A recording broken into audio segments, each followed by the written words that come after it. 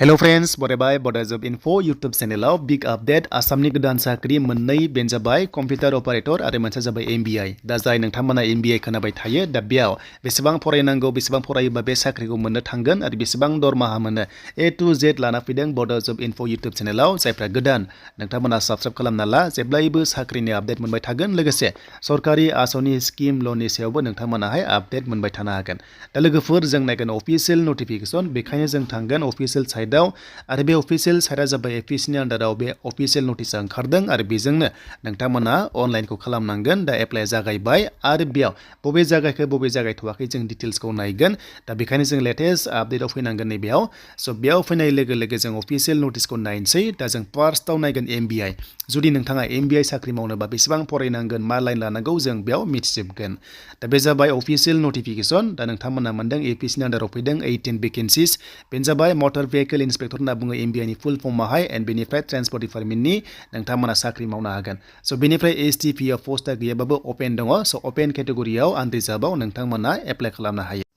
बेनिफ्राय हिन्जावफोर हौवाफोर गासैबो इलिजिबल जागोन लोगोसे PWD केन्डिडेट्स नोंथांमोनाबो दा स्केल फिया जाबाय 22,000 निफ्राय 97,000 पर मान्थ प्लास ग्रेड पे दङ 9,400 मोनो MVI साख्रि मावोबा नोंथांमोना लोगोसे एमप्लयमेन्ट एक्सचेन्ज अफिसजों रेजिस्टार थाथारनांगोन होमबासो नोंथांमोना एप्लाइ खालामनो हागोन बेखौ बुंदों अके स' बेखायनो आसाम स्टेटआव एमप्लयमेन्ट एक्सचेन्जआ जोबोर गोनांथि बे नङाबा साख्रिखौनो मोना स' बेखायनो नोंथांमोना डिजिटेल खालामना लाथार जुदि लायाबा नोंथांमोना डकुमेन्टस भेरिफिकेसनावहाय गागोन स' बेनिफ्राय MVI जानोबा नोंथांमोना मिथिगौ जे इन्सपेक्टर जानोबा जेरावनाखि नोंथांमोना ट्रान्सपर्ट डिपार्टमेन्टनि चेकिं खालामग्रा मिथिगौ स' बेयाव साख्रि मावनोबा फरायनाया मा नांगौ मा लाइन लानांगौ नोंथांमोना नायदो बेनो जाबाय HSLC एबा HS पास जानानै नोंथांमोना जेब्ला क्लास 10 एबा 12 पास जागोन अब्लाथाय मोनसे डिप्ल'मा दङ 3 इयार्स डिप्ल'मा दङ बेनो जाबाय अट'मबाइलाव नङाबा मेकानिकेल इन्जिनियारावहाय नोंथांमोना लाहैनांगोन होमबासो MVI साख्रिखौ नोंथांमोनाहाय लानो हागोन बा साख्रि मोनगोन स' बेखायनो जायफ्रा टारगेट दङ 10 पास खालामदो बेनिफ्राय HS पास खालामदो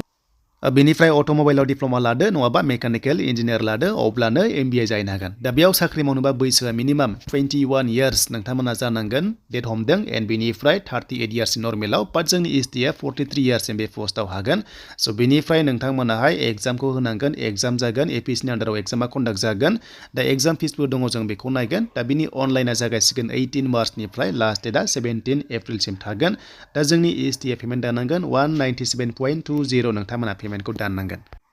दा बे जाबाय MVI नि माखासे डिटेल्स भिडिअ देन बेनिफ्राय जों बेक थांनानै कम्पिउटार अपारेटर साख्रि ओंखारबावदों एपिएसनि आन्डारावनो जों बेखौबो नायगोन दा जायफ्रा इलिजिबल जायो नोंथांमोना एप्लाइ खालामनो हागोन स' बेखायनो जों बेक फैबाय एन्ड बेक फैनानै जों बेयाव अफिशियेल नटिसखौ फिन खनसेबाव जों नायबावनोसै दा बिनि अनलाइना स' नोंथांमोना माबायदि खालामनांगौ डिटेल्सखौ मोनबाय थागोन 17 पस्ट दङ नोंथांमोना कम्पिउटार अपारेटराव नोंथांमोना STPआव 2 मोनदों एन्ड अपेनाव 8 मोनदों दा बिनि स्केल पे नायोबा ग्रेड 3 लेभेलाव 14,000 निफ्राय जागायनानै 60,500 प्लास ग्रेड पे 6,200 मोनगोन स' बिनिफ्राय फरायनाया जाबाय क्लास 12 पास जायखिजाया स्ट्रिम एनि स्ट्रिम पार्सेन्ट नाङा 12 पास खालामनानै कम्पिउटार सार्टिफिकेट थानांगोन 6 मान्थनि एन्ड नोंथांमोना नलेज थानांगोन अब्लानो बे पस्टआव इलिजिबल जागोन बैसोआ 18 इयार्स एन्ड मेक्सिमाम नर्मेला 40 बाट जोंनि SCआवहाय 45 इयार्ससिम बे पस्टआव नोंथांमोना इलिजिबल जागोन दा बेनिफ्राय इंलिश आरो एसामिस लेंगुवेज रोंनांगौ होनना बुंदोंमोन बाट इंलिशानो जागोन STP हिसाबै देन बेनिफ्राय नोंथांमोना नायोबा बिनि अनलाइना जागायबाय 14 मार्चनिफ्राय एन्ड बेनिफ्राय लास्ट डेटआ जाहैबाय 13 एप्रिलसिम थागोन नोंथांमोना